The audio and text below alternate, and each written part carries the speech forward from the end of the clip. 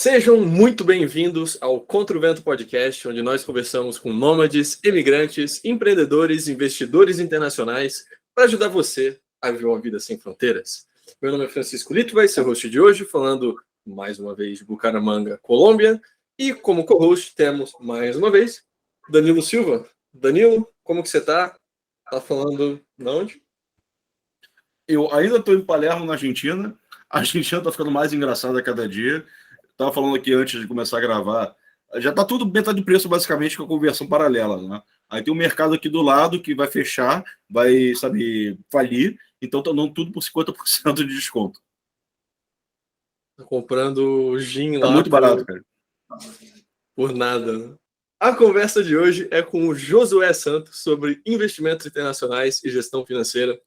O Josué é investidor desde 2018, analista de valores mobiliários com certificação CNPI e é sócio da Climb Investimentos, onde trabalha com análise de investimentos em bolsa e criptomoedas, bem como montagem de carteiras de investimento com foco em ativos estrangeiros.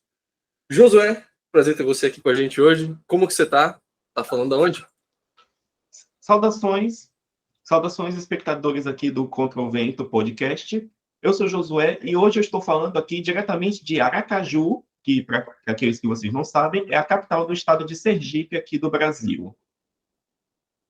Muito bom. Antes da gente começar a conversa, começar a falar de investimentos e tudo mais, eu queria ouvir um pouco mais de ti, assim, como que você começou a trabalhar com investimentos e ajudar pessoas a investirem internacionalmente? Muito boa pergunta. Então, e para falar a verdade, minha jornada nos mercados começou muito antes de eu trabalhar efetivamente com isso. Começou enquanto eu ainda estava cursando minha graduação. Eu sou formado em engenharia de materiais, só que logo lá, pelos últimos 2 anos de curso, eu percebi que eu não queria muito seguir carreira na área da engenharia. Aí foi, em 2018, foi meio que um ano-chave nessa onda de influenciadores digitais falando de investimentos na internet.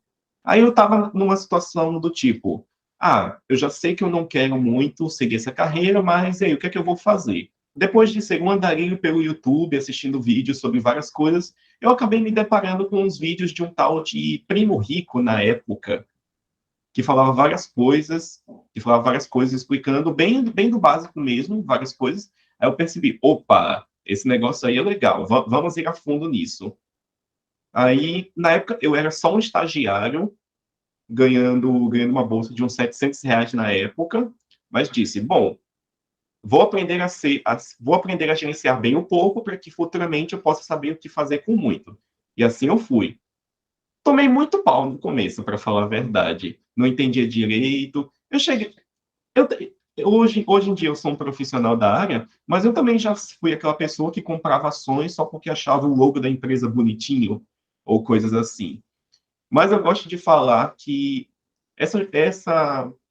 uma construção de carteiras é realmente uma jornada. E toda jornada passa por seus altos e baixos. E é justamente por ter passado por vários baixos que o investidor vai criando casca grossa e vai ficando calejado para poder ir aprendendo. E essa foi minha jornada lá em 2018, quando eu comecei. Aí depois de vários tempos eu fui vendo cada vez mais vídeos, lendo livros, fazendo cursos, até que chegou 2020 e Covid aconteceu. E foi justamente a época em que eu tinha me formado. Só que por causa do Covid estava meio difícil de procurar emprego e tudo mais. Aí foi quando eu comecei a tentar desenvolver minha carreira. E felizmente foi bem na mesma época em que eu recebi um convite para vir trabalhar aqui na Climb Investimentos. É uma empresa aqui da minha cidade que tinha feito alguns cursos de introdução ao mercado e tudo mais. E eu tinha sido parte das pessoas que fizeram parte da primeira turma desse curso. E aí me chamaram na época para escrever apenas alguns artigos.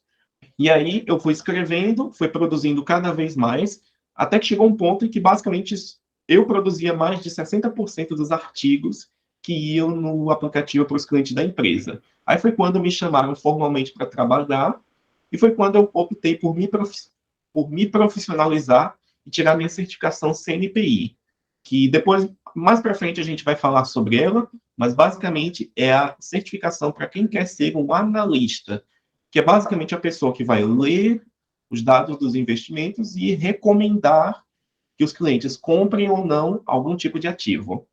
Então, esse é o resumo da minha história.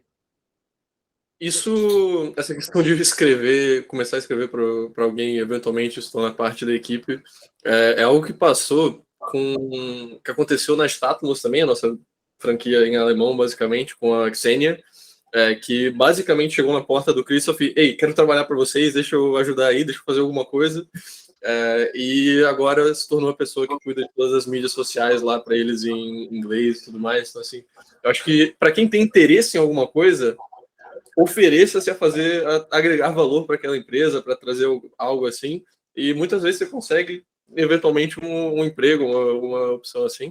E outro ponto que eu acho que é divertido notar é o quanto de engenheiro que tem na área de investimentos, cara. O Plínio, que era um colega nosso também da área de investimento, também formado em engenharia, mas não ficou na engenharia e foi virar, né, consultor de investimentos. Não sei o que tem com os engenheiros que acabam... Basicamente, ou vira consultor de investimento ou vira Uber, né? Basicamente. Eu tenho duas teorias principais sobre por que isso acontece.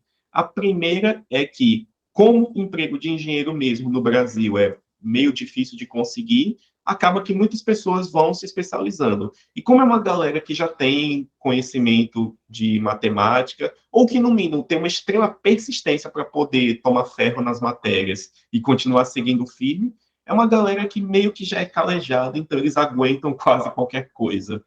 Inclusive, se algum de vocês aí que está assistindo a gente está passando por uma universidade, está torrando os nervos com matéria chata, saiba que isso é quase um treinamento, porque se você aguenta isso, então você aguenta quase qualquer coisa.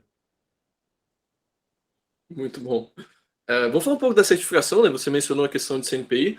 Antes de falar dela especificamente, assim, mostra para a gente um pouco do panorama de, assim, quais certificações existem além da CNPI e, assim, quais são as principais diferenças das certificações.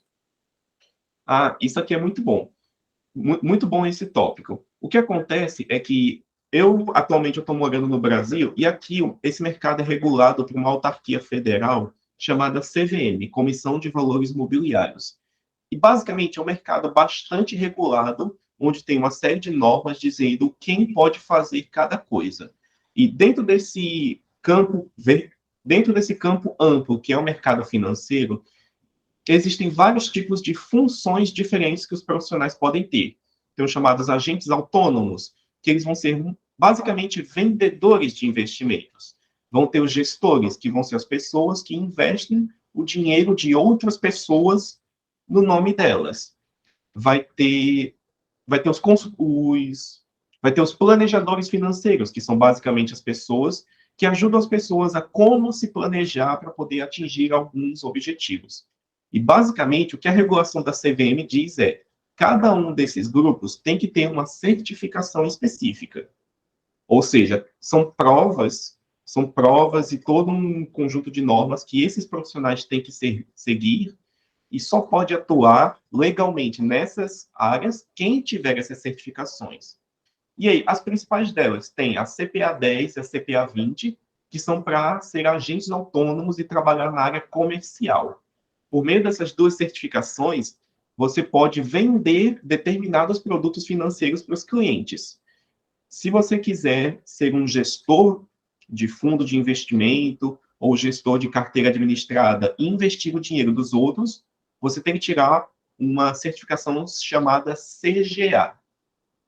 E caso você deseja ser como eu e você ser um analista, aí você tem que ter a certificação CNPI. E o que essa certificação te permite fazer é basicamente você emitir a sua opinião sobre se um determinado investimento é bom ou não. Inclusive, isso é uma coisa que anda muito em voga por causa de, como eu falei, de todos esses influenciadores na internet falando de finanças, que tem uma certa zona cinzenta sobre se isso é permitido ou não. Porque, em teoria, você pode muito bem falar que você está comprando alguma coisa sem que você emita sua opinião.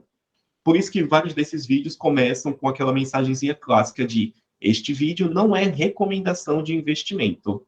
Nossa, Porque parece. ao fazer isso, várias pessoas estão se eximindo da responsabilidade legal. Eles só estão dizendo, ó, é isso aqui que eu estou fazendo, mas não encarem isso como um conselho. Aí, basicamente, nessa parte de certificações, tem basicamente um certo grau hierárquico, porque a gente começa com CPA 10 e CPA 20, que são as mais básicas, digamos assim, e até em termos de conteúdo que as pessoas que querem tirar elas têm que aprender. Aí depois você vai para um CFP, que é de planejadores financeiros, que aí já é bem mais avançado, que aí vai englobar temas não só de próprio mercado, temas regulatórios, mas também temas mais próximos à psicologia, porque um planejador financeiro, ele muitas vezes tem que falar para as pessoas, dizendo, olha, você é uma pessoa que às vezes não sabe se controlar muito bem, então deixa esse dinheiro num lugar que você não vai mexer e tudo mais. Aí conforme você vai subindo, aí a minha certificação, a CNPI, em termos de conteúdo técnico, é uma das mais elevadas, porque ele vai cobrar bastante assuntos, vai cobrar que você saiba detalhes burocráticos de como funciona o Banco Central, como é uma emissão de opções, qual a regulação, quantos por cento do patrimônio de um fundo pode estar investindo em renda fixa pós-fixada, ou coisas assim. A prova do CNPI, inclusive, é um decoreba incrível desses detalhezinhos. Vamos falar rapidinho dessa prova, então. Eu quero assim, entender como funciona para quem quer se tornar. Você disse que assim, tem alguns níveis, aí chega no CNPI. Quando você fez essa prova, quanto tempo demora? Tem algum custo que a pessoa tem? Tem cursos para se preparar? Assim, como funciona essa questão de o Enem dos investidores qualificados? Ah, muito bom que você falou isso. Então, o processo para tirar o CNPI é consideravelmente demorado porque a prova exige vários requisitos. O primeiro deles você precisa ter nível superior em qualquer área. E depois disso, você precisa passar em 2 de 3 provas. Porque o que acontece? Dentro da certificação CNPI, existem 2 tipos dela. Tem a chamada CNPI técnico e o CNPI fundamentalista.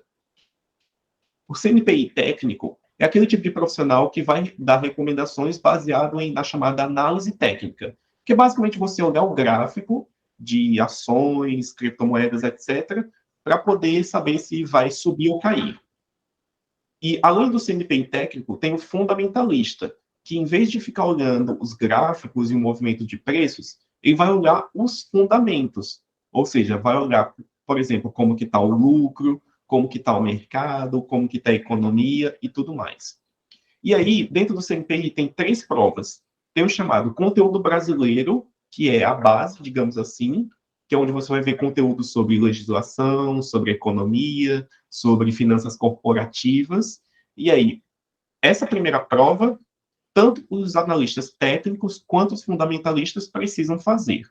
E aí, depois de ser aprovado nessa primeira prova, aí você pode fazer ou a prova fundamentalista ou a técnica. E aí, depois de passar nessa segunda prova, você tira o seu certificado de analista de valores mobiliários daquela área. E, claro, você também pode fazer todas as 3 provas. E, nesse caso, você vira o que é chamado de um analista pleno, que é uma pessoa que pode embasar suas recomendações tanto com base em análise fundamentalista, quanto com base de análise técnica.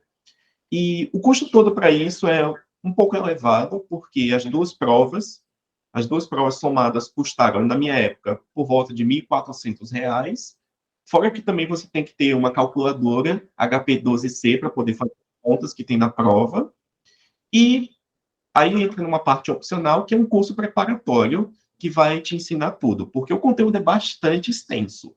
Na minha época mesmo, eu demorei cerca de uns 4 meses para estudar tudo, fazer as provas e ser aprovado. Aí, se você quiser estudar por conta própria, beleza, paga as suas provas. Se você quiser uma ajuda, pode pagar um curso. Tem vários ótimos. Depois até eu posso dar umas recomendações e tudo mais. Massa. Então, assim, esse é o panorama todo no Brasil. Se você quer ser consultor de investimentos em outros países, como Estados Unidos, Europa, etc., eles também têm os seus exames próprios. Tá? Então, a gente está falando isso aqui para o contexto brasileiro. Se você é um ouvinte português, confira as questões no seu país. Exato. Mas, só vou fazer um adendo. Mas é claro, essas são as certificações nacionais, só que existem também certificações internacionais. E existe aquela que é basicamente a mais top de todas, que é a chamada CFA, que é uma sigla para Chartered Financial Analyst, que são 3 provas, é bem aprofundado. Essa aí é basicamente a certificação mais avançada que existe, e se você tirar ela, você pode ser analista de investimentos em qualquer lugar do mundo, basicamente, porque ela é internacionalmente reconhecida e etc. Inclusive, tem até uma regulação que quem tem o CFA automaticamente pode ganhar um título de CNPI sem ter que passar pelas provas, porque se entende que um CFA está acima de um CNPI. Entendi. E do lado do investidor, a pessoa que quer investir, existe também alguma questão de certificação, qualificação que possa ser mencionada? Sim, sim, existem. Basicamente, em termos de regulação brasileira, tem 3 níveis que o investidor pode ser, que é o investidor que a gente chama de varejo, que é a pessoa comum, tem o investidor profissional e tem o investidor qualificado. E o que acontece é que certas coisas só são acessíveis para quem é ou qualificado ou quem é profissional. Se você entrar agora na sua corretora, tipo uma XP, uma Rico, eles vão estar mostrando para você as coisas que estão acessíveis para o investidor comum, o de varejo. Só que caso você queira coisas mais avançadas, aí você vai precisar assinar um termo de compromisso onde você se declara como sendo um investidor qualificado. Que para você comprovar isso, você tem que ter uma de 2 coisas. Ou uma certificação, como essa que eu tenho, a CNPI, ou mais de R$ 1 milhão investidos. Isso acontecia antigamente com os chamados BDRs, que eram basicamente recibos de ações estrangeiras negociados na Bolsa do Brasil. E até mais ou menos 2020, só quem era investidor qualificado ou profissional tinha acesso a eles. Depois a CVM mudou a regulação e abriu para todo mundo, mas até então só podia. E aí, depois que você. E além do investidor qualificado, que é esse que eu expliquei agora, de R$ 1 milhão, tem também o investidor profissional, que é ou a pessoa física que tem R$ 10 milhões ou mais investidos, ou que é algum fundo, uma tesouraria de banco, ou algum tipo de investidor institucional. Então, basicamente, certas coisas, aquilo que a CVM acha que é mais complicado e arriscado, só qualificado e só profissional pode fazer. Eu acho isso uma puta cartelização de mercado, assim, basicamente, você é pequeno, você é pobre, você não vai ter acesso a esses investimentos aqui, não. Só quem tem 10 milhões ou mais. É uma puta, tipo, não, deixa os investimentos aqui só para quem é rico e quem não tem grana que invista, sei lá, na Petrobras. Foda-se. Então, Exatamente, é uma baita reserva de mercado que eles fazem. Inclusive, entrando um pouco no tópico que eu vou falar mais na frente, tinha essa questão dos investimentos internacionais através dos BDRs, que eram vedados para quem não era profissional ou qualificado. Sendo que, em teoria, tem várias coisas que você consegue comprar lá fora que são muito mais seguras do que qualquer coisa que você encontra no Brasil. Se você comprar, por exemplo, uma ação da Johnson Johnson, que é uma empresa que tem vários produtos de saúde, essa empresa tem uma nota de crédito melhor que o governo brasileiro. Só que aí a CVM achava que era muito arriscado para o investidor comum investir nesse tipo de coisa e ficava vedando, sendo que não era. Enfim, era uma regra maluca, mas bom, é o Estado, o que mais a gente pode esperar dele? caraca, isso é muito bom. Empresas comprar uma ação que tem um crédito melhor do que o próprio país, Mas aí, Josué, e como Manda seria a aí. questão assim, de investimentos internacionais? Porque o brasileiro ainda teria acesso a interactive brokers e coisas assim do tipo, né? Qual seria o compliance? O que tem que ser feito para ficar tudo assim nos conformes, para quem quer usar uma corretora internacional? Sim, sim. Por incrível que pareça, é no mesmo nível ou até mais fácil do que caso você quisesse investir através de uma corretora no Brasil. Porque o que acontece? Muitos desses países desenvolvidos e maiores, tipo um Reino Unido, uma Itália, os Estados Unidos, eles já têm mercados financeiros mais desenvolvidos e eles gostam de serem atrativos para as pessoas de fora. E eles fazem isso meio que relevando várias regras que normalmente se aplicariam para os nacionais. Por exemplo, em quase todos os países do mundo, eles cobram imposto em ganho de capital, que é quando você vende, por exemplo, uma ação, alguma coisa assim, com lucro, quem é residente fiscal lá teria que pagar imposto. E na maior parte desses países são impostos altos. Só que aí, como uma forma de atrair o investidor estrangeiro, vários desses países simplesmente isentam quem é de fora de ter que pagar esse imposto para justamente trazer o cara para cá. E em termos regulatórios, o que acontece é que existe uma classificação especial chamada de Non-Resident Alien, que é engraçado porque o nome que eles dão para estrangeiros é literalmente Alien, que é basicamente, a gente deixa essa galera, essas pessoas de fora investirem aqui, e a gente vai relevar boa parte da burocracia para que eles possam entrar. E a única parte que dá uma complicada um pouco é por causa dos Estados Unidos, porque o IRS, que é o órgão do governo de lá que cobra impostos, tem várias corretoras que, para poderem dar acesso de estrangeiros ao mercado americano, tem que seguir a regulação do IRS.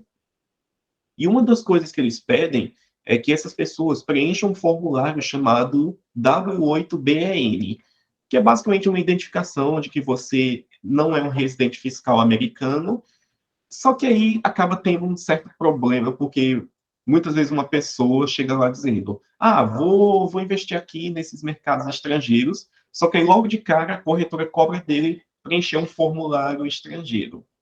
Claro, tem várias corretoras que conseguem automatizar muito esse processo, tipo a própria Avenue, que é uma das referências nisso, que ela meio que só coleta os dados da pessoa e ela mesma preenche esse formulário no nome dela. Mas várias outras exigem que o próprio usuário preencha o formulário. Mas, assim, fora esse tipo de questão burocrática, é bem fácil, para falar a verdade. Inclusive, eu até tenho vídeos aqui no YouTube ensinando a fazer isso. Então, basicamente, Eu acho que a depois que gente você também termina um essa. pouco Então, depois de passar de... essa primeira barreira inicial, né? Tudo fica mais. Tudo flui. Um pouquinho de dor de cabeça no Exatamente. começo e depois tudo se encaixa. Exatamente isso. Eu É, gosto de dizer que quando você começa a investir no mundo todo, é como se você fosse um peixe que tivesse saído do aquário e fosse jogado direto no oceano. Que aí você pensa, nossa, agora tem tantas opções aqui e tudo, às vezes dá um pouco de confusão.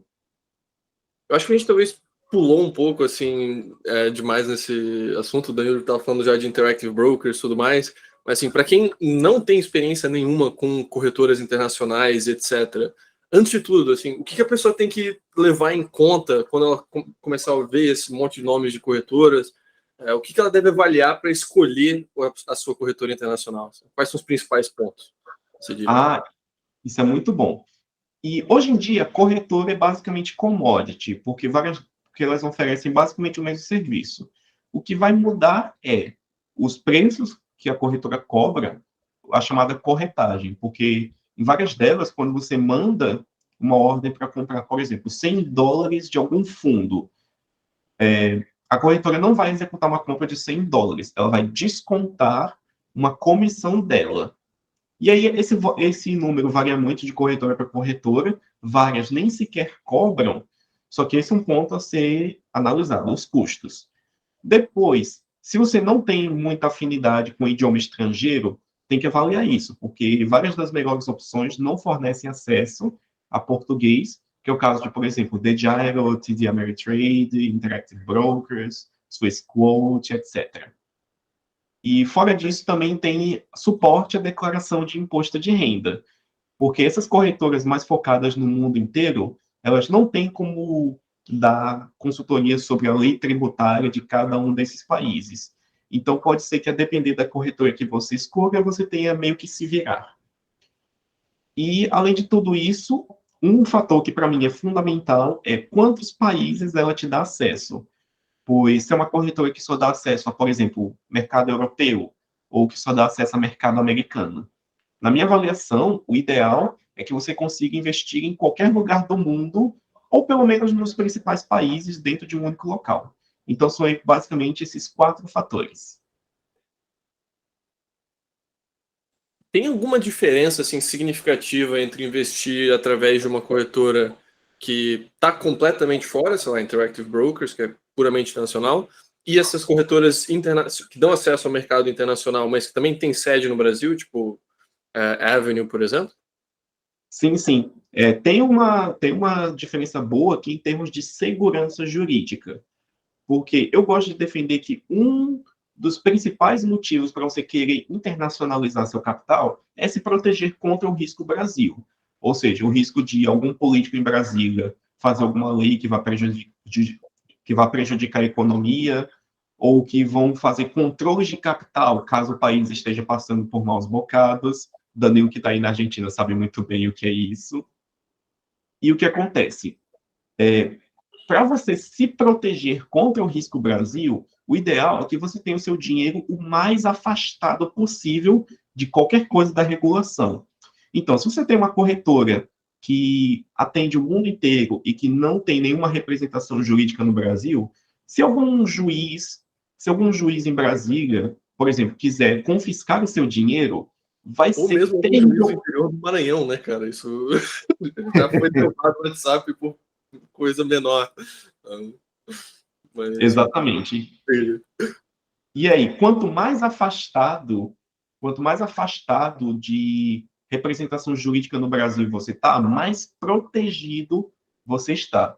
Porque, por exemplo, se algum juiz decretar um bloqueio de bens, os seus bens que estão no Brasil podem ser bloqueados muito facilmente.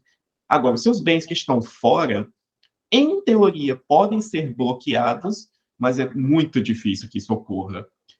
O processo para fazer isso se dá através de uma coisa chamada carta rogatória, que é basicamente um documento que diz assim: nós, governo brasileiro, muito educadamente, pedimos que você aí, governo do outro país, bloqueie as contas dessa pessoa que é residente fiscal da gente aqui, e depois a gente pede que você passe o dinheiro para a gente. E o que acontece é que fazer isso é tão burocrático que, segundo contatos que eu tenho em tribunal de justiça e fóruns, tem juiz de carreira com mais de 30 anos que nunca mandou uma na vida. Então, é bem provável que, caso você que esteja nos assistindo aí tenha algum problema com a justiça, se o juiz que está julgando o seu caso tentasse apreender seu patrimônio no exterior, muito provavelmente ele não ia conseguir, podia ser do outro país. Hã? E assim, até ele emitir isso aí, até de fato fazer alguma coisa com a conta, meio que já dá para tirar, né? Todo o patrimônio da própria corretora. Exatamente. O cara é parasita. O cara é um parasita, ele não vai querer fazer nada, sabe? Trabalho demais. Vou voltar a coçar meu saco com esse caviar que comprei aqui com o dinheiro público. Exatamente. O Estado ele opera muito segundo a lei do menor esforço. Se eu quero tributar, se eu quero confiscar o dinheiro da galera, eu vou primeiro focar naquilo que está mais fácil, e só depois, se eu tiver com muita vontade, aí eu vou atrás do que está fora. E, honestamente falando, esse processo todo é tão burocrático que é bem provável que o próprio juiz ou não saiba fazer, ou ele só desista mesmo. Isso também acontece em outras esferas, né? E você vai assim, tipo, mesmo durante o corona, assim, tanto eu e o Francisco foi quando a gente mais viajou, né? Então tinha países, até mesmo a Alemanha, que é um país notório por ser chato pra caralho, né? Você às vezes assim, pô, tinha um teste de corona na mão, você passava por um negócio lá e não pediam, não se davam trabalho, tipo, foda-se, vai, segue, quero voltar a fazer nada aqui. Segurança de aeroporto, que seria teoricamente o mais chato possível e não se dão trabalho. Imagina em outras esferas. Exatamente. É o Estado que estamos falando. Ele é incompetente em quase qualquer lugar do mundo, não só no Brasil. Geralmente a única parte mais competente do Estado é a Receita Federal, que é o que defende o financiamento dessa parada toda. Mas a gente está falando de corretoras internacionais, só queria, assim, a gente mencionou alguns nomes. Você pode brevemente citar, assim, quais geralmente são mais recomendadas, algumas das principais internacionais para quem quiser fazer uma busca? Muito bem.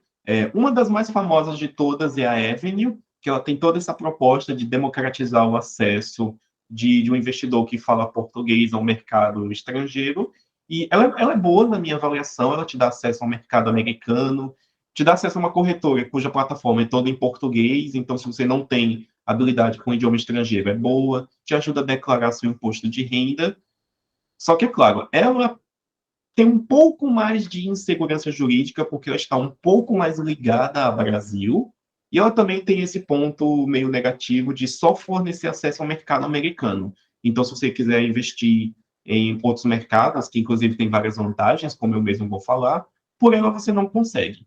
Outra que eu também gosto muito é a Interactive Brokers, que o Danilo até já falou, que com ela você pode comprar coisas no mundo inteiro. Só que a desvantagem dela é você não ter acesso a uma plataforma que tenha o suporte ao português e também que você não vai poder ter ajuda com sua declaração de imposto de renda. Mas, basicamente, se você está começando, pode começar por uma Avenue. Se você quer umas coisas mais sofisticadas, pode ir para Interactive Brokers. Muito bom. E chegando numa Interactive Broker, chegando numa Avenue, assim, quais classes de ativos internacionais você consegue acessar através de uma corretora desse nível? Ações, fundos, o que a gente consegue encontrar de ativos para investir? Esse é um ponto muito bom e ele é justamente aquela metáfora que eu estava fazendo do peixe que sai do aquário e vai para um oceano. Porque quando você chega no mercado desses, você tem acesso a literalmente o mundo inteiro. Vão ter basicamente 5 grandes classes de ativos que você tem. Vai ter ações de empresas, vai ter commodities, que são os materiais usados para fazer as coisas, como ferro, soja, vai ter renda fixa, vai ter imóveis e vai ter criptomoedas. E o que acontece é que as formas de exposição a isso são as mais diversas possíveis. Você pode comprar as ações de empresas diretamente. Você pode comprar os chamados ETFs, que são basicamente fundos, e esses aí podem comprar qualquer tipo de coisa. Podem comprar renda fixa, commodities, etc. Você pode comprar opções, que é basicamente você comprar o direito de vender alguma coisa num preço pré-estabelecido. Você pode comprar ETFs reversos, que basicamente, quando o mercado sobe, esse fundo cai na mesma proporção e vice-versa. Então, você pode comprar literalmente tudo. E esse é um pouco do que confunde um pouco as pessoas, que elas ficam naquela coisa de tem tanta opção que eu nem sei direito no que investir. Paralisia por excesso de opções, né? Analysis paralysis. Pois é o capitalismo fazendo o seu trabalho maravilhoso de dar tanta opção para as pessoas que às vezes nem elas sabem o que fazer com isso. Uhum. E geralmente, assim, os clientes seus que você vê que estão querendo investir no exterior e tudo mais, quais são os principais mercados para onde elas vão? E, né, de forma geral, quais acabam sendo mais atrativos? Ah, isso é bom. Geralmente a galera começa no mercado americano. E quando eu falo investir nos Estados Unidos, eu não quero dizer investir na economia dos Estados Unidos. Eu me refiro a utilizar ativos listados nesse país que dão acesso a quase todo mundo. Por exemplo, se você compra, um exemplo simples aqui, ações da Apple, por exemplo. A Apple é uma empresa que vende iPhones em mais de 80 países ao redor do mundo. Então, você vai estar recebendo dividendos dessa empresa que vieram de receitas de vendas na China, na Europa, na África e etc. E se você comprar também um ETF, que é basicamente um fundo que segue uma média de mercado, você pode estar comprando, às vezes, milhares de empresas através de um único ativo. Um dos fundos que eu recomendo muito para os meus clientes, a depender do perfil, é o chamado VT, que é Vanguard Total World Stock, que é um ETF cuja proposta dele é fornecer exposição a todas as empresas de maior porte do mundo. Então, você compra lá uma única cota de um fundo que custa uns cento e poucos dólares atualmente, e esse fundo vai estar com mais de 9 mil empresas lá dentro. Então, mesmo que esse fundo esteja listado no mercado americano, por meio dele você tem acesso a basicamente o mundo inteiro. São mais de 9 mil ações de 57 países lá dentro. E é por isso que somente o mercado americano já dá uma exposição gigantesca a basicamente qualquer coisa que você queira. É o maior mercado do mundo, né, assim, a nível de investimentos. Porém, para quem mora no Brasil especificamente, a gente tem aquela desvantagem do imposto retido na fonte, né, que os Estados Unidos não têm acordo de não tributação com o Brasil, e por conta disso, há uma retenção na fonte, para todos os países assim, de 30% sobre os seus dividendos e juros. Esse é um ponto que é importante o pessoal saber da questão de tributação. Dividendos de empresas brasileiras não são tributados, mas dividendos no exterior são tributáveis no Brasil e podem ter impostos retidos na fonte no país do investimento. Como funciona essa questão da tributação dos dividendos de fora no Brasil se a pessoa investe no mercado americano? Sim, sim. Essa é uma daquelas coisas que meio que é um choque para a galera que está começando, porque muitos deles são acostumados a investir em ações, em fundos imobiliários, e receber lá o dividendo na conta, líquido de imposto e tudo mais.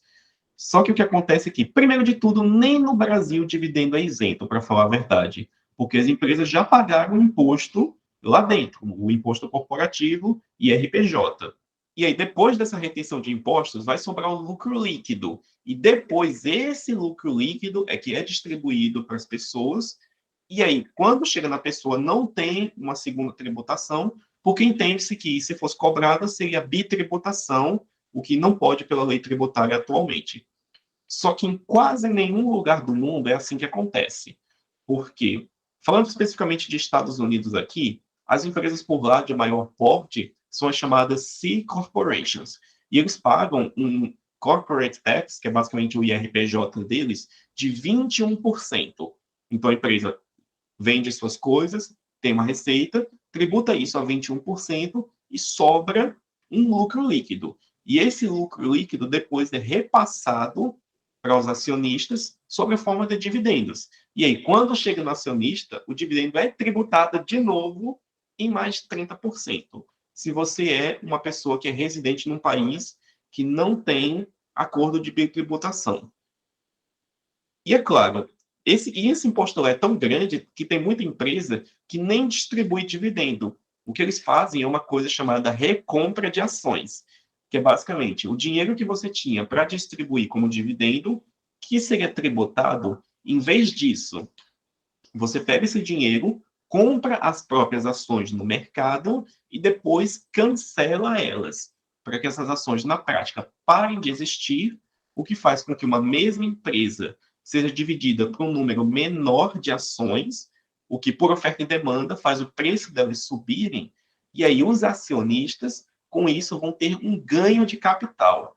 E além do ganho de capital ser tributado, geralmente, numa alíquota menor que o dividendo, pense que o acionista pode escolher quando que ele vai vender.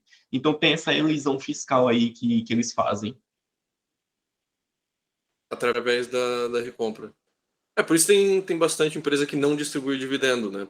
Assim, meio que uma estratégia, se você prefere ter uma renda, digamos, passiva, recorrente, porém com essa questão da tributação, ou uma renda que você escolhe quando quiser executar, né, a venda.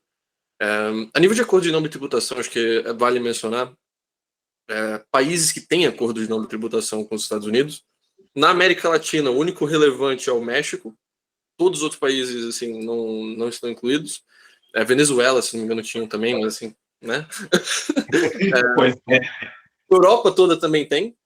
Qualquer país da Europa tem, basicamente. Portugal, Espanha, Itália, enfim.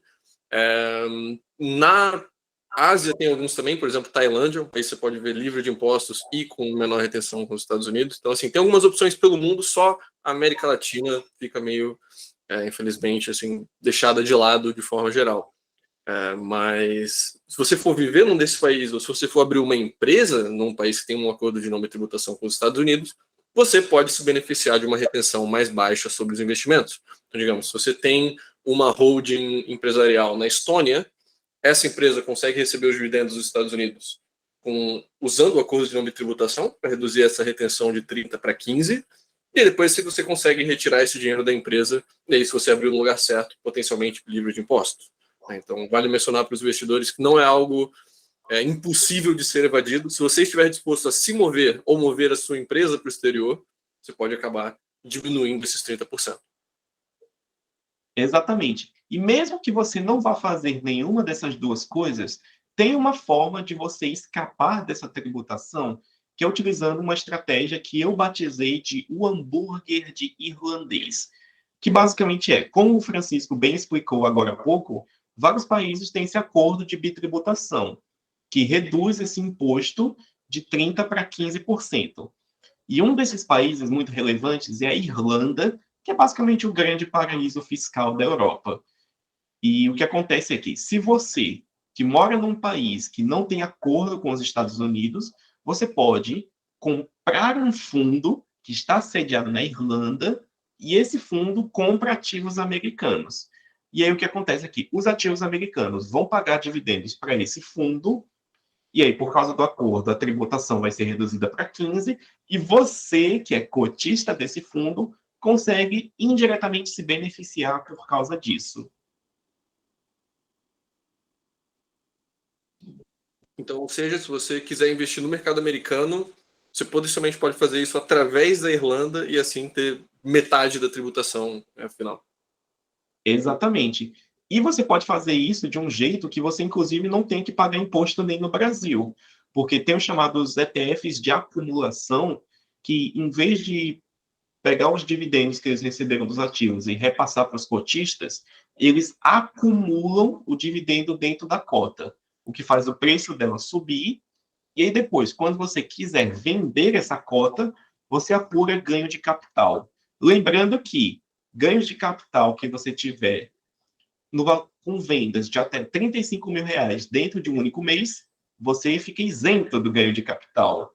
Ou seja, traduzindo do juridiquês para o português, se você vender menos de R$ 35.000 de ativos, não tem imposto. E isso é consideravelmente melhor do que o que você tem para dividendos, né? Que entra no Carnê-Leão e aí a isenção é de o quê? R$ 1.900, mais ou menos por ali por mês. Né? Para falar a verdade, você consegue deduzir o imposto estrangeiro do seu imposto brasileiro. Mas mesmo assim, você ainda vai ter um trabalhozinho de preencher tudo isso e tudo mais. Então simplifica a vida. Isso é algo assim meio padrão. Vários países europeus também têm essa questão de que o ganho de capital acaba sendo uma forma privilegiada a nível tributário. Vários países, tipo Malta, Luxemburgo, Suíça, Holanda, etc., se você olha as alíquotas do imposto de renda, são altíssimas, mas existem várias isenções para ganho de capital de investimentos a nível pessoal. A pessoa pode ter completa isenção, na verdade, sobre isso em Malta, e já a renda é tributada até 35%. Então, mesmo esses países, digamos, de imposto mais alto, eles fazem umas exceções para o pessoal que tem ganho de capital. Algo que favorece os ricos, assim, moralmente pode ser questionável, mas é a realidade, a gente só está apresentando as oportunidades que existem. É aquela coisa, né? Imposto incide em cima da sua incapacidade de evitar pagar imposto. Então, se o mundo é assim, vamos aproveitar as oportunidades que tem. Você pode até não gostar delas, mas o fato é que é o que é. Verdade. E em termos de criptomoedas, a gente tem muita diferença na questão de por onde investir, como funciona a regulação, tributação, etc. Ah, isso é muito bom. E eu gosto de fazer a piada de que se os mercados tradicionais, como de renda fixa e de imóveis, se eles são como se fosse uma luta de UFC, que tem regras e que tem o que cada um pode fazer, em comparação, o mercado cripto é muito mais parecido com uma briga de rua no meio da favela, onde, em teoria, você pode fazer qualquer coisa. E o que acontece é que não tem muito como agências tributárias ao redor do mundo fiscalizarem o que você está fazendo. Porque se você opera numa corretora sem identificação, não tem muito como saber se você está tendo ganho de capital nas declarações, lá nos seus trades e tudo mais. Então, se você quiser operar por debaixo dos panos, você consegue, mas é claro, aqui a gente não aconselha que você faça isso, porque senão você vai ficar com um monte de dinheiro não declarado. E em termos de tributação e regulação para cripto, Você pode fazer basicamente qualquer coisa, apesar de que ainda existe muita zona cinzenta sobre, por exemplo, você comprar criptomoedas e vender elas no exterior em troca de moeda estrangeira, porque isso pode ser interpretado como crime de evasão de divisas. Só que, claro, nada disso é complementado ainda. Em termos tributários, aquela mesma isenção que eu falei dos R$ 35.000 se aplica para criptomoedas também, inclusive são isenções diferentes, porque a lei fala que o conjunto de bens de mesma natureza goza da isenção. E aí, como cripto é diferente de mercados tradicionais, você tem 35 mil para cripto e depois mais 35 mil para os outros ativos. Se você passar de R$ 35.000 de venda, aí é 15% de imposto sobre o lucro, mas fora isso, você consegue fazer basicamente qualquer coisa. E o que eu geralmente recomendo é que você compre nas corretoras, saque para sua carteira, afinal de contas, se as chaves não são suas, as criptos também não, e lá dentro da carteira você só vai comprando e vendendo para poder se rebalancear e etc. Essa coisa assim de tipo, você também entra muito com teoria das bandeiras, né? Você está usando uma corretora internacional, eles têm que comprar, um juiz brasileiro vai ter que comprar briga com outro país, né? Isso vai dar um trabalho muito maior. Então, óbvio que uma coisa que ele não vai se dar trabalho de fazer, né? Então, você já está protegido por definição nisso, se você só de apostar na preguiça do cara, assim, e também, tipo, E pegando um gancho agora na fala do Danilo, nessa parte de proteção jurídica, entra muito a questão das offshores, que o público aqui da CETI já conhece muito. Por quê? Mesmo que você já tenha um nível de proteção jurídica muito boa por somente investir numa corretora internacional através do seu nome de pessoa física, você já tem uma proteção boa. Só que isso ainda gera algumas consequências um pouco negativas, como, por exemplo, você tem que declarar todos os seus ativos dentro do imposto de renda, e o processo de fazer isso é consideravelmente chato. Eu mesmo já ajudei clientes com isso. E também você fica sujeito ao pagamento de impostos no ganho de capital, nos dividendos e tudo mais. E aí, uma das formas de você tanto aumentar a sua eficiência tributária, quanto de você se proteger ainda mais contra a ingerência estatal, é você criar uma offshore. Que aí o processo é relativamente simples. Você funda uma empresa em algum país que tem uma lei convidativa, como, por exemplo, uma Estônia, uma Malásia, ou até os Estados Unidos, dentro de Delaware, por exemplo. E aí, em vez de você comprar os ativos numa conta que está no seu nome, você pode abrir uma conta no nome dessa empresa, comprar os ativos através dela, e com isso você vai ter uma dupla camada de proteção, tanto tributária quanto jurídica, além de que isso facilita na sua sucessão, porque caso você venha falecer, seu herdeiro ele pode simplesmente herdar as cotas dessa sua empresa. E aí isso facilita enormemente o trâmite burocrático de fazer um inventário e tudo mais.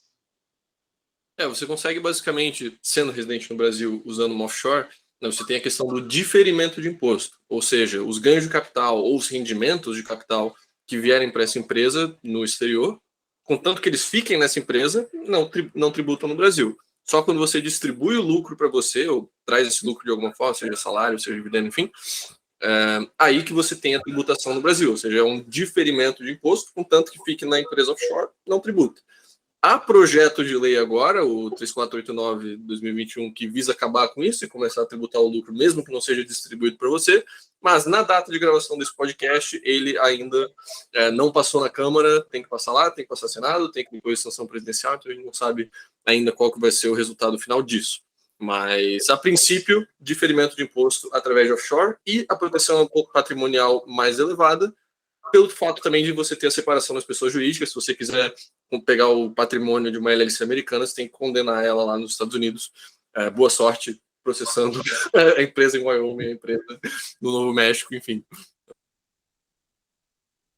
Eu fiquei imaginando agora o Alexandre de Moraes escrevendo uma carta endereçada a uma empresa por lá, dizendo: estou condenando vocês e etc. Agora eu só vou tentar me entender com o judiciário daqui. Boa sorte. Mas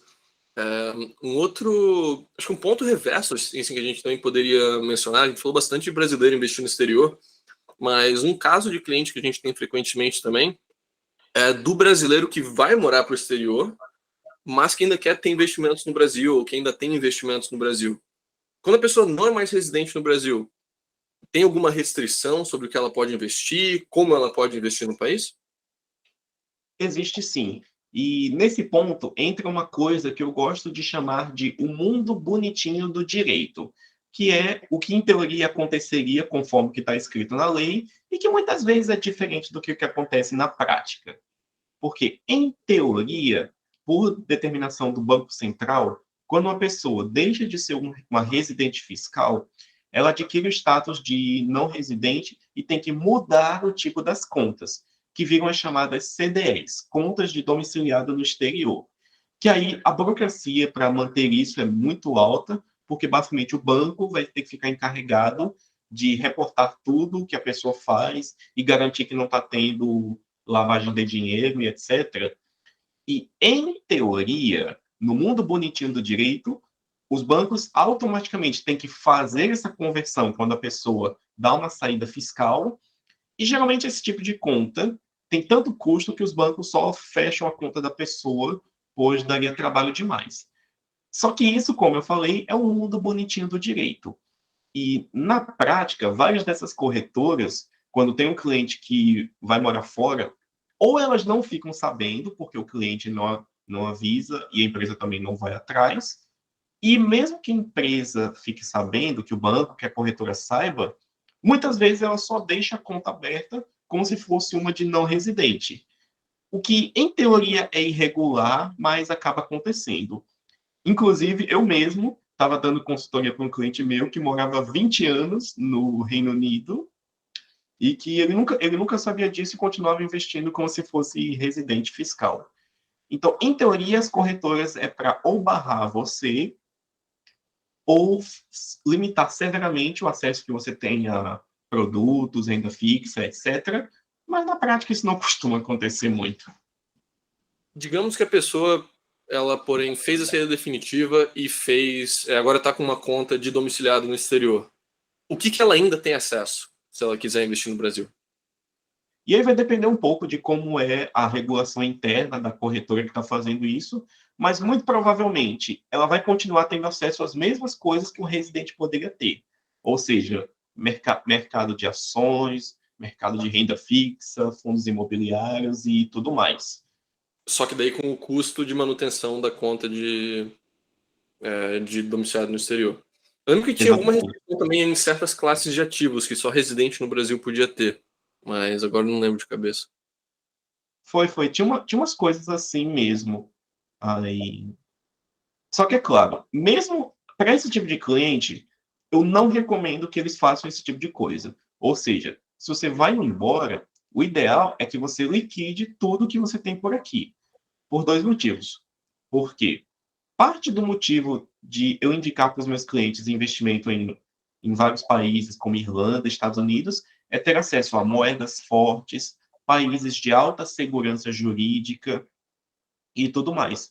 E se você busca esse tipo de coisa, uma das últimas coisas que você deveria querer é ter ativos denominados numa moeda fraca, como é o caso do real, ou num país de alta instabilidade política. Então, nesses casos, o mais fácil é você simplesmente vender tudo e comprar ativos de outros lugares. Uhum. Mas vale mencionar, assim, o Brasil, se você está indo morar fora, você ainda pode manter imóveis e você ainda pode, por exemplo, ter uma holding brasileira. Você pode ainda ter uma empresa brasileira se quiser, se você tem negócios no país ou se você tem investimentos que você não quer liquidar, você não precisa manter eles necessariamente na sua pessoa física. Você pode manter numa empresa brasileira também e aí manejar investimentos locais, caso você ainda queira manter. Acho que é um outro ponto relevante também nessa. Exatamente. E, O... Diga. e é claro, e tudo isso que eu falo vem por causa de um dos princípios chaves da montagem de carteiras, que é o chamado princípio da descorrelação. Que o que ele fala é, geralmente, dois ativos podem ser, via de regra, correlacionados, ou seja, quando um sobe, o outro sobe também. Podem ter correlação zero, o que quer dizer, o movimento deles é indiferente um para o outro, e eles podem ser negativamente correlacionados, o que significa que quando um cai, o outro sobe. E a chave, o santo graal da montagem de uma carteira de investimentos são ativos negativamente correlacionados. Por quê? Quando um está subindo e o outro caindo, e eles ficam se alternando disso, meio que a volatilidade de um anula parte da volatilidade do outro. E o efeito que isso tem é que a expectativa de retorno da sua carteira fica igual, só que o risco dela fica o mesmo. E é por isso que eu costumo recomendar que quem mora no Brasil deveria ter quase todo o patrimônio fora. Por quê? Se a economia for bem, a tendência é que o dinheiro que você tenha vindo em reais vai poder passar a comprar cada vez mais dólares e moedas estrangeiras. Só que, pelo outro lado, caso o país quebre ou tenha algum tipo de problema econômico, você tem ativos, você tem ativos estrangeiros que fornecem uma descorrelação em relação à sua renda local. Ou seja, você está basicamente fazendo um hedge para a sua própria vida. Nesse sentido, também se poderia fazer o contrário, por exemplo, sei lá, se a pessoa é um programador que presta serviço para os Estados Unidos, tem a renda em dólar, ela aproveitar e investir parte da renda dela, digamos, em euro ou em real, para, caso alguma coisa aconteça com os Estados Unidos, a economia lá vá mal, ela está diversificada, sei lá, no Brasil ou em outros blocos.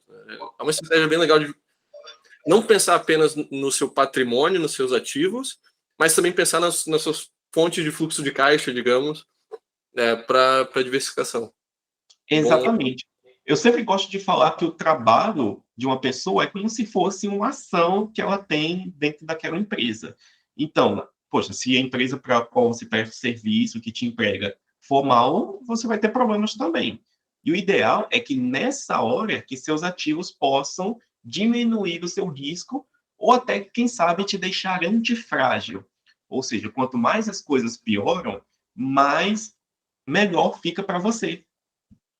Como é, o Danilo que está aí na Argentina consegue falar muito bem disso.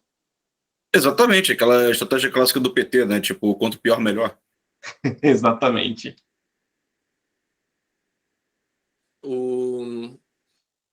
Outro ponto, acho que talvez o pessoal possa estar se perguntando, assim, pô, conversa muito boa, tudo mais, mas eu talvez não tenho dinheiro para isso, eu sou muito pobre para pensar em investimentos, alguma coisa assim. A partir de que momento você acha que vale a pena uma pessoa começar a considerar mais assim, o investimento internacional e estudar mais temas de investimento? Seja de um certo nível de patrimônio ou de renda, o que você recomendaria? Sim, sim. Eu gosto de falar que a melhor hora para você começar a investir foi ontem e a segunda melhor hora é agora. Por quê? Mesmo que você não tenha dinheiro, mesmo que você só queira começar a entender as coisas, é bom você já ir estudando para você ir se familiarizando, ir conhecendo as coisas, porque isso vira aquela história do quem não é fiel no pouco, também não será no muito. E como eu falei, eu comecei minha carreira quando eu ganhava uma bolsa de estagiário de R$ 700. E, é claro, naquela época eu não tinha muito conhecimento sobre investimento internacional, nem sobre nada, mas se eu tivesse, eu teria começado assim. E, por incrível que pareça, hoje em dia, se você tem R$ 20 na carteira, tu já consegue fazer alguma coisa. Já dá para mandar uma remessa, comprar uns dólares. Logicamente, não vai dar para ser muita coisa, mas principalmente no começo, o conhecimento é muito mais importante do que o patrimônio que você acumula e tudo mais. Inclusive, entrando na parte da teoria das bandeiras, que a gente aqui fala muito nesse podcast da CETI, essa bandeira do seu patrimônio investido é uma das primeiras e mais baratas que você consegue fazer. Porque abrir conta numa corretora não vai te custar nada e você já consegue começar com pouco. Cara, mas então, tem serviços assim, bem tipo bobos, assim, tem no Banco Invest, no Invest. Já tem umas sugestões ali, já tipo, faz o negócio todo mastigado para você, né? Eu nunca cheguei a usar, não sei se é uma coisa que realmente vale a pena ou não. O que você pensa assim sobre esse tipo de serviço? Muitos deles são bem consideráveis até, porque eles montam meio que carteiras pré-montadas para um certo tipo de nível de investidor, que tem um conservador que não tolera muito risco, tem um que é mais arrojado e que tolera. Então já vem com os modelos pré-prontos. E eu sempre gosto de defender uma solução mais personalizada, afinal, cada pessoa é um indivíduo separado, mas é aquela coisa, para quem não sabe onde está indo, qualquer caminho basta. Então, num primeiro momento, vale muito a pena, sim, entrar numa recomendação dessas. Fora que num Boa. ambiente de hiperinflação, que nem o Brasil deve entrar agora, provavelmente, né? Tipo, deixar teu dinheiro parado é o maior risco que você está tomando. Então, mesmo que o negócio não renda nada, pelo menos se você já não perder com a oscilação do câmbio, já é alguma coisa. E eu vou dizer, não apenas real, cara. Isso aí, pô, a gente viu ano passado Europa aí com mais de 10% de inflação e Estados Unidos também. Então, assim, não é. Mesmo as moedas fortes não são tão fortes assim. Todas elas perderam muito valor desde que foram criadas. Então, se você só deixa o seu dinheiro, vou dolarizar o meu patrimônio e ficar parado em dólar, meu amigo, daqui a 10 anos, 15 anos, você vai ter, sei lá, 20% do valor original, quase nada. Então, acaba sendo muito importante você não só diversificar, digamos, dolarizar, botar em moeda forte, entre aspas, mas também botar ele para render, né? Porque a moeda forte não é tão forte assim.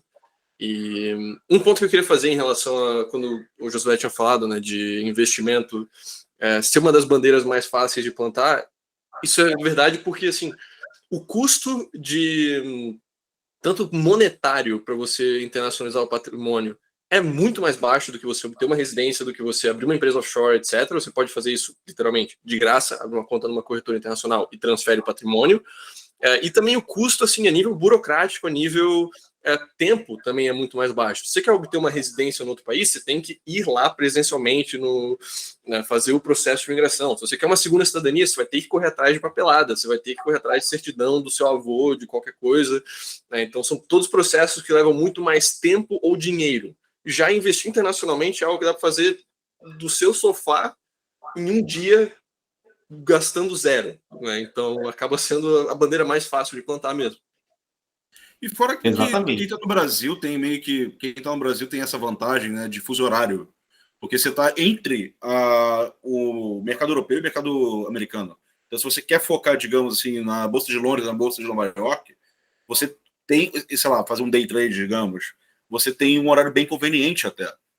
Não só o Brasil, claro, você pode, de repente, Paraguai, mesmo fuso horário do Brasil, trazer dinheiro de fora isento de imposto, Uruguai, assim, também até certo ponto, ou então na Argentina, que você fica um ano isento de imposto, né? Você tem várias opções nesse mesmo fuso horário, assim, com esse conforto e conveniência. Então, o teu gasto mesmo é investimento de tempo, para você aprender essas coisas todas, e aquele dinheirinho que sobra no final do mês.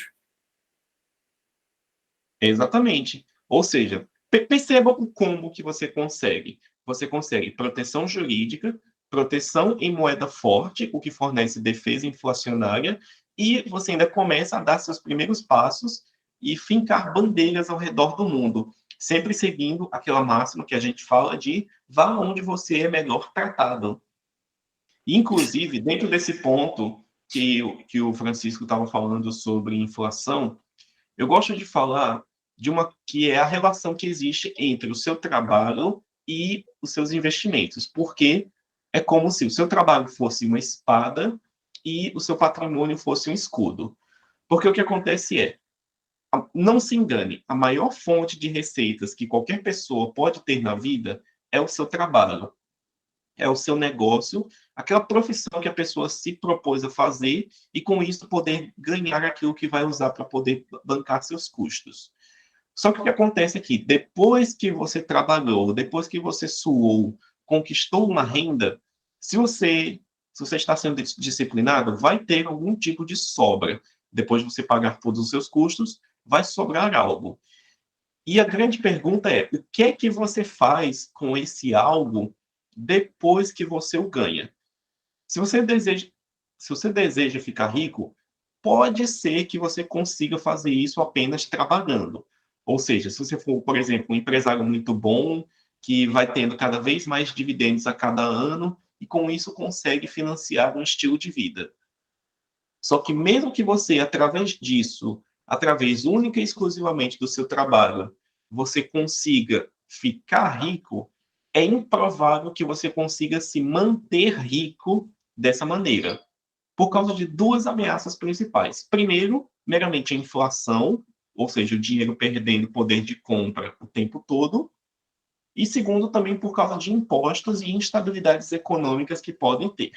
Eu tenho certeza que vocês aí que estão nos assistindo devem ter histórias de algum membro da família de vocês que era algum empresário que estava numa posição muito boa, mas que aí simplesmente a pessoa não conseguiu manter essa renda ao longo do tempo. E aí o patrimônio foi sendo dilapidado, talvez por mera ação inflacionária, talvez por causa de alguma crise e tudo mais. E aí por isso que eu gosto de falar que se o seu trabalho é uma espada, aquilo que você usa para poder conquistar o seu dinheiro, seus investimentos são o escudo, aquilo que protege o dinheiro que você já conquistou e que permite que você primeiro sobreviva, ou seja, que você consiga defender aquilo que você conquistou e depois aumentá-lo ao longo do tempo. E quando você tem essa combinação de ofensiva e de defensiva, você consegue ficar rico, se manter rico pelos anos e pelas décadas, e se você fizer isso muito bem, pode até deixar uma herança para as próximas gerações.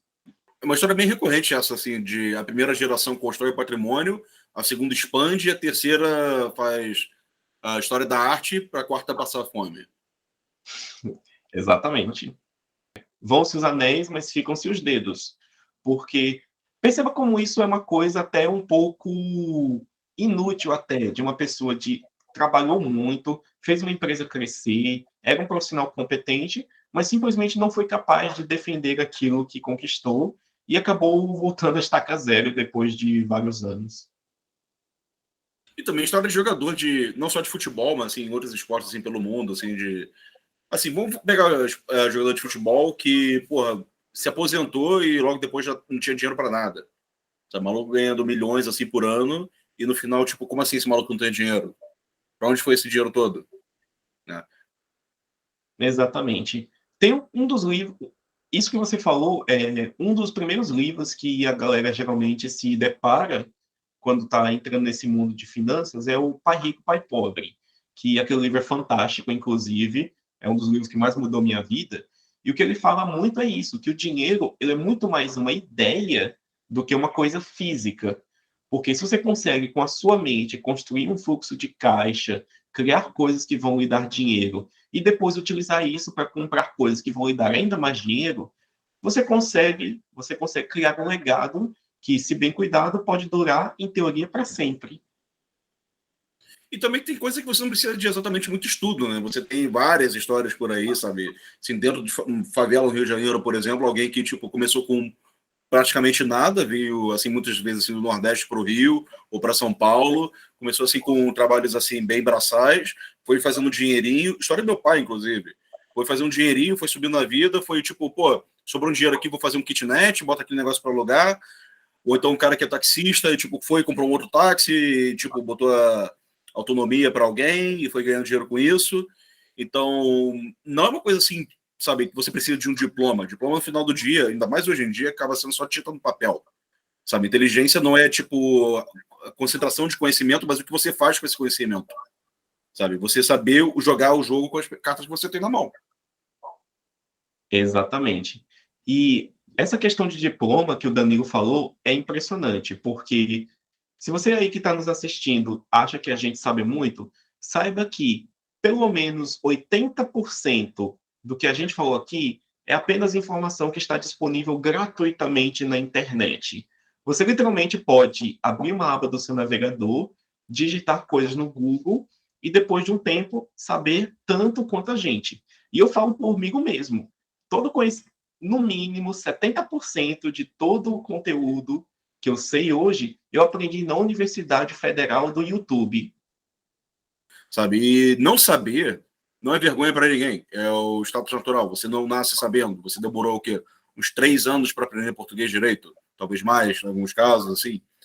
Então, tudo leva tempo, é natural. Então, é questão de ter paciência, você colocar tempo e esforço suficiente nisso, né? 1 hora que seja por semana, e você consegue ser o que você quiser, sabe? Você, de repente, tem um trabalho assim que você não gosta de ganhar um salário mínimo, porra, é foda, mas você consegue tirar uma hora do seu tempo na semana para tentar aprender alguma coisa nova que vai te colocar assim mais à frente?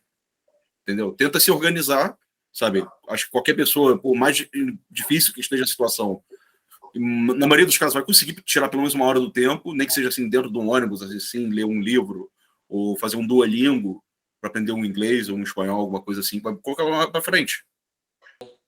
Josué, você já mencionou um ou outro livro, um ou outro canal no YouTube, etc. Cara, para quem quer entrar mais nesse mundo de investimentos, quais são as suas principais recomendações de materiais de estudo? Muito bom. Então, já vou aproveitar aqui para poder fazer meu jabá, que nós aqui na Climb, nós também temos um canal do YouTube, onde nós falamos sobre vários dos tópicos aqui discutidos nesse podcast. Então, vou até deixar o link para isso aqui na descrição do vídeo. Você pode acessar nosso canal agora mesmo e se debruçar sobre vários dos conteúdos que nós temos. Mas, além do meu canal, tem vários outros muito bons aqui no YouTube. Tem, por exemplo, o canal do Fábio Holder, tem o canal do Bruno Perini. Do jeito que está o cenário de influenciadores e youtubers sobre finanças, você consegue aprender muita coisa e num nível extremamente avançado, totalmente de graça e sem sair daqui desse YouTube. Mas saindo um pouco da parte de vídeos e online e indo para livros, existem alguns que são muito bons. No nível mais básico, tem, por exemplo, Pai Rico, Pai Pobre, que eu citei agora há pouco. Agora, em termos mais técnicos, você pode ir muito bem para, por exemplo, o Padrão Bitcoin, do Saifedean Ammous, que é um livro que vai te ensinar muito bem sobre não só o que é o Bitcoin e as criptomoedas, mas sim como que o dinheiro funciona, o problema da inflação, por que é ruim que o Estado seja um emissor apenas de dinheiro e etc. Outro livro também que é muito recomendado, mas que esse infelizmente só tem em inglês, é o The Tao of Capital, escrito por Mark Spitznagel, que esse é um livro que ele vai dar todo um contexto de economia, pensando principalmente sobre a ótica da Escola Austríaca de Economia, que é a escola de pensamento econômico que eu adoto e que, na minha opinião, é a que melhor explica o mundo.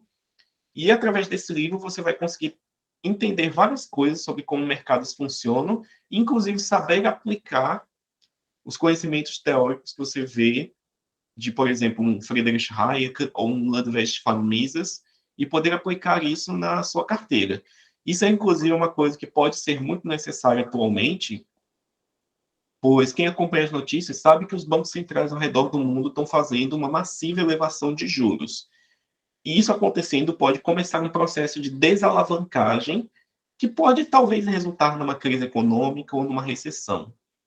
E aqui eu já estou divagando um pouco, mas tem várias recomendações que eu consigo pensar e elas estarão aqui na descrição do vídeo. E você também comentou que a sua trajetória na Climb, inclusive, você começou como estudante, virou sócio depois, né? Então, vocês também têm cursos, ou você já não tem mais isso? Como é que está essa história? Nós temos sim. Nossos clientes que fazem assinatura do nosso aplicativo, eles ganham de brinde também 3 cursos do básico ao avançado de investimentos, que você pode assistir os cursos, ter acesso ao conteúdo e já sair com uma base muito boa para poder analisar os demonstrativos de uma empresa, ou entender uma curva de juros, ou comprar um título de renda fixa e tudo mais. E por último, não podemos deixar de mencionar o nosso pacote investidor, né, que é uma realização conjunta SET e Climb. Né? Se você está interessado em entrar nesse mundo de investimentos, o nosso pacote investidor é um pacote que inclui o nosso e-book Investimento para Iniciantes, que fala de várias as principais classes de ativos, analisa como começar a entrar no mundo de investimentos, como evitar vieses cognitivos, e também inclui uma consultoria junto com o Josué, né, dividida em 2 sessões, primeiro para analisar a sua situação, elaborar um diagnóstico financeiro, e depois, com base nisso, né, fazer entrega de um diagnóstico para o seu planejamento financeiro, patrimonial e de investimentos internacional. Esse pacote está disponível no nosso site, vai ter o link também aqui embaixo, custa $149, então inclui o e-book, mais as 2 sessões de consultoria com o Josué, tudo explicadinho no link abaixo, e se vocês também tiverem alguma dúvida, podem entrar em contato, seja com a gente ou com o Josué diretamente. Exato, gente. Caso queiram ter essa sessão, é só acessar lá. E também podem conferir o nosso conteúdo gratuito, que eu deixarei o link aqui também na descrição do vídeo para vocês poderem acessar. Perfeito. Josué, alguma última consideração para o nosso público de hoje? Eu gosto de falar que quando você começa a ter acesso a rendas estrangeiras, você vai se tornando cada vez mais uma pessoa antifrágil.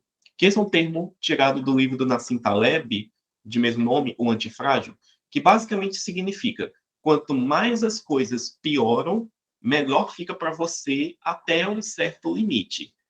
Ou seja, se a economia mundial começar a ter vários problemas, você tem como estruturar, sim, sua vida, seu patrimônio e etc., para que, mesmo que o mundo piore, você ou seja inafetado ou até saia ganhando com isso. Por exemplo, se você tem opções de venda, que é basicamente você travar um preço limite onde você pode vender determinado ativo, e aí, se esse ativo cair muito, você exerce uma opção, vende num preço muito maior do que o preço de mercado, depois recompra o ativo na baixa, e aí você tem tanto ele quanto um dinheiro que você ganhou nesse spread. E pensando em termos de economia mundial e de países, se você tem um dinheiro diversificado, espalhado por várias jurisdições e moedas, você consegue não só se proteger contra instabilidades políticas e econômicas, como também sair ganhando por causa delas. Por exemplo, quem tinha dólar no começo da pandemia, viu um dólar saindo de R$ 4 para bater quase 6, e com isso teve um ganho contábil por causa da valorização do dólar. E aí, se seu custo de vida subiu menos do que 50% nesse período, na prática você ganhou dinheiro por causa da estabilidade. Isso tudo, inclusive, casa muito com toda a ideia da teoria das bandeiras, pois qual a ideia dela é você espalhar partes da sua vida ao redor do mundo, de forma a você sempre ter acesso às melhores oportunidades e tudo mais. E isso é uma coisa que também vai te deixar mais antifrágil. Que é outro conceito que a gente regularmente aborda. Acho que a gente tem até um artigo inteiro sobre antifragilidade no nosso blog, para quem quiser conferir, na ideia de você não só resistir a crises, mas se beneficiar delas, que é algo que também tem muito a ver com toda essa filosofia de teoria das bandeiras e de ser um viajante perpétuo. Resumidamente, você vende lenço enquanto todo mundo chora. Exatamente.